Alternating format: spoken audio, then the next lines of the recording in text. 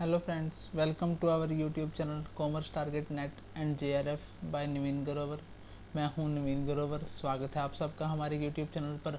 जैसा कि हमने बिजनेस स्टैटिक्स यूनिट कल स्टार्ट की थी, उसमें हमने कोरिलेशन जो टॉपिक है स्टार्ट किया था, उसका पार्ट 1 हमने कल अपलोड किया था। जो लोग ये वीडियो हमारे देख रहे हैं वो इसका पार्ट 1 ज़रूर देख लें। पार्ट 1 का जो लिंक है वो डिस्क्रिप्शन बॉक्स में डाल दिया गया है। जैसे कि गाइस कल हमने कोरिलेशन क्या होता है उसके टाइप स्टार्ट किए थे।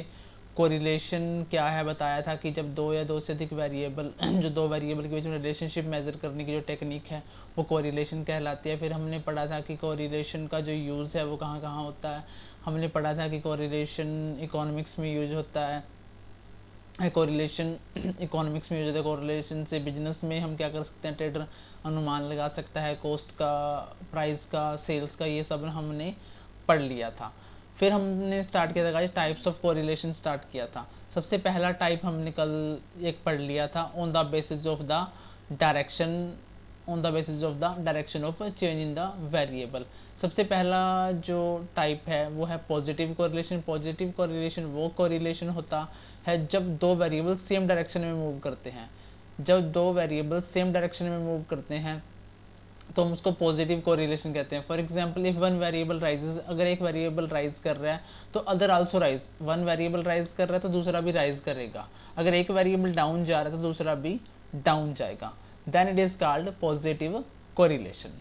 सेकंड कल हमने पढ़ा था guys negative correlation. Negative correlation वो कोरिलेशन होता है जब दो वेरिएबल अपोजिट डायरेक्शन में मूव करते हैं, वन अपवर्ड सेकंड डाउनवर्ड। जब एक वेरिएबल अपवर्ड जा रहा है मतलब ऊपर की तरफ जा रहा है, दूसरा वेरिएबल नीचे की तरफ जा रहा है, तो उस वेरिएबल के रिलेशनशिप को हम कहेंगे negative correlation. If one variable rises other falls, अगर एक वेरिएबल राइज कर रहा है तो दूसरा क्या कर रहा है गाइस, फॉल, नीचे की तरफ जा रहा है, या फिर vice versa, then it is called negative correlation. यहाँ तक हमने कल पढ़ लिया था। आज हम पढ़ रहे हैं गाइस इससे आगे का on the basis of the change in proportion. हमारा जो सेकंड टाइप है कोरिलेशन का, टाइप्स ऑफ कोरिलेशन में on the basis of the change in proportion. Proportion में सबसे पहला है लीनियर कोरिलेशन। जब दो वेरिएबल एक्स एंड वाई, जब दो variable X and Y remain constant रहते हैं थ्रू आउट, लगातार क्या रहते हैं वो कांस्टेंट चेंज होता है उनमें, मतलब एक्स और वाई वेरिएबल में कांस्टेंट चेंज होता है लगातार, तब उनको क्या कहा जाता है, कोरिलेटेड, लीनियरली कोरिलेटेड, मतलब लीनियर कोरिलेशन कहा जाता है। If the ratio of change of two variable, जो रेशियो है दो वेरिएबल में चेंज होने की between X and Y remains constant रहती है थ्रू आउट, मतलब लगातार, then they are said to be linearly correlated. If the ratio of change of to variables X and Y remains constant रहती है, स्थिर रहती है throughout, then they are said to be linearly correlated, मतलब linear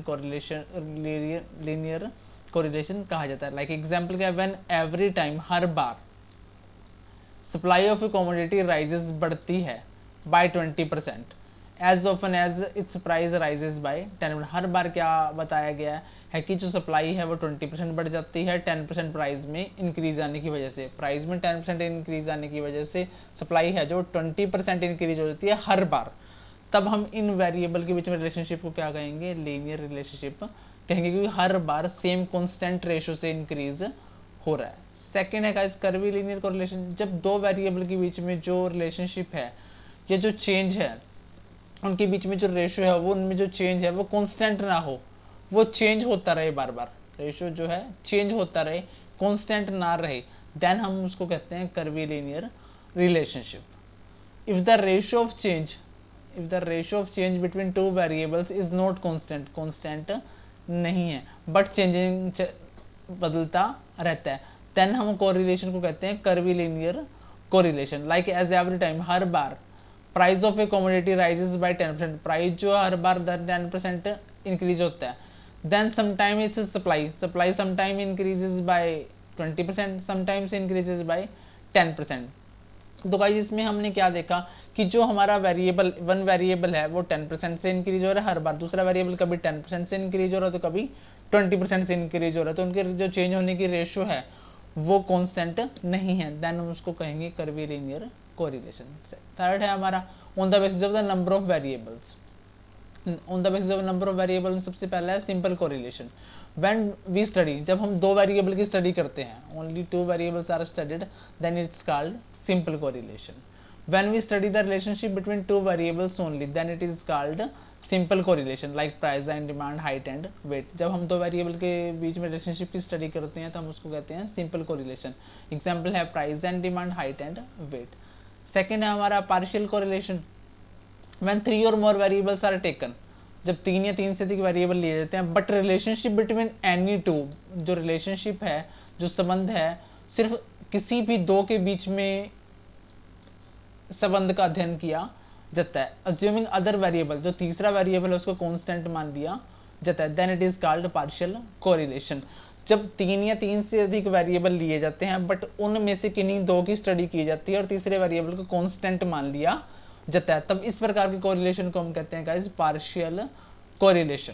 for example, suppose under constant temperature, हमने temperature को क्या मान लिया, कांस्टेंट मान लिया।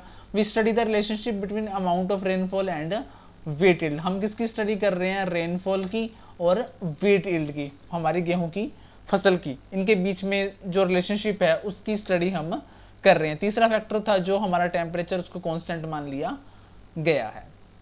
उसके बाद guys multiple correlation. Multiple correlation में क्या होता है, ऊपर पार्शियल कोरिलेशन में क्या था, हमने 3 वेरिएबल लिए थे, 3 में से एक को कांस्टेंट मान लिया था, बाकी 2 की हमने स्टडी कर ली थी। मल्टीपल कोरिलेशन में क्या होगा, हम 3 या 3 से अधिक वेरिएबल जो लेंगे उन तीनों को ही क्या करेंगे, हम स्टडी करेंगे, आपस में रिलेशनशिप की स्टडी करेंगे, किसी को भी कांस्टेंट नहीं मानेंगे। When we study the relationship among 3 और more variables, then it is called multiple correlation. For example, we study the relationship between the rainfall, temperature and yield of wheat.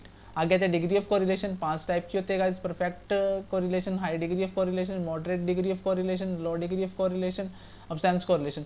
Perfect correlation कौन सा होता है, जब दो variable क्या करते हैं, वेरी करते हैं कांस्टेंट रेशो में, सेम डायरेक्शन में जब दो वेरिएबल वेरी करते हैं तो उसको परफेक्ट कोरिलेशन कहा सकता है। इट कैन बी नेगेटिव और पॉजिटिव। जब दोनों वेरिएबल सेम डायरेक्शन में मूव करें तो वो क्या रहता है, पॉजिटिव कोरिलेशन, तो वैल्यू r इक्वल टू 1 होती है।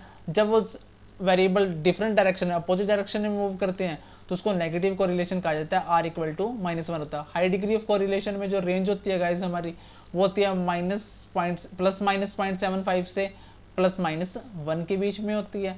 जो हमारा मॉडरेट डिग्री ऑफ कोरिलेशन होता है उसकी जो वैल्यू होती है वो +-0.25 से +-0.75 के बीच में होती है। लो डिग्री ऑफ कोरिलेशन में जो वैल्यू होती है, हमारी रेंज होती है, उसमें वेरी कोरिलेशन जो एग्जिस्ट करता है स्मॉल मैग्नीट्यूड पे वो करता है। इनकी जो रेंज होती है 0 से +-0.25 के बीच में होती है। अब्सेंस ऑफ कोरिलेशन में जब दो वेरिएबल के बीच में कोई रिलेशनशिप ना हो तब जो हमारा कोरिलेशन होता है यानी कि r होता है वो 0 के इक्वल होता है। इसको टेबल के थ्रू दिखाया गया guys. Degree of correlation, perfect correlation, perfect positive है तो +1, परफेक्ट नेगेटिव है तो -1। हाई डिग्री ऑफ कोरिलेशन का जो रेंज है पॉजिटिव में 0.75 टू 1, पॉजिटिव में, नेगेटिव में 0.75 to -1।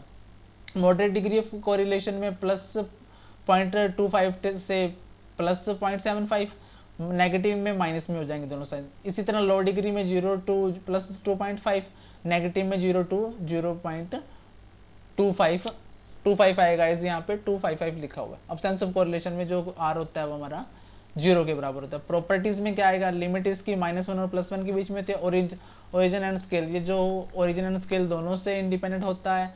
Geometric mean of regression coefficient का ज्योमेट्रिक मीन होता है हमारा जो ये bxy और byx रिग्रेशन कोफिशिएंट होता है। अगर इसको अंडर रूट में कर दिया जाए तो ये हमारा कोरिलेशन निकल जाता है, प्योर नंबर होता है r हमारा। सिमेट्रिक होता है गाइस। ये सिमेट्रिक का मतलब है कि अगर x ऑन y और y ऑन x दोनों x ऑन y निकाला जाए या फिर y ऑन x निकाला जाए तो दोनों की वैल्यू क्या आती है, रिमेन्स द सेम आती है। ये था गाइस हमारा कोरिलेशन का टॉपिक जो मैंने आज स्टडी किया है। उसकी 5-6 प्रॉपर्टीज दी, लिमिट की, change of origin and scale की, दोनों से इंडिपेंडेंट होता है, ज्योमेट्रिक मीन की, प्योर नंबर की और सिमेट्रिक की। ये था हमारा कोरिलेशन का टॉपिक जो आज हमने कंप्लीट कर लिया है। अगर आपको वीडियो हमारी अच्छी लगे प्लीज़ वीडियो को लाइक करें, अपने फ्रेंड्स को सर्कल में शेयर करें, और जो वीडियो को पहली बार देख रहे हैं, हमारे फर्स्ट टाइम यूज़र हैं, वो हमारे चैनल को सब्सक्राइब जरूर करें और बेल आइकन को दबाएं ताकि आने वाली वीडियो की नोटिफिकेशन जरूर मिल जाए। जिन्होंने इसका पहला पार्ट नहीं देखा वो डिस्क्रिप्शन बॉक्स में पहला पार्ट का लिंक जरूर देख लें। Thank you guys.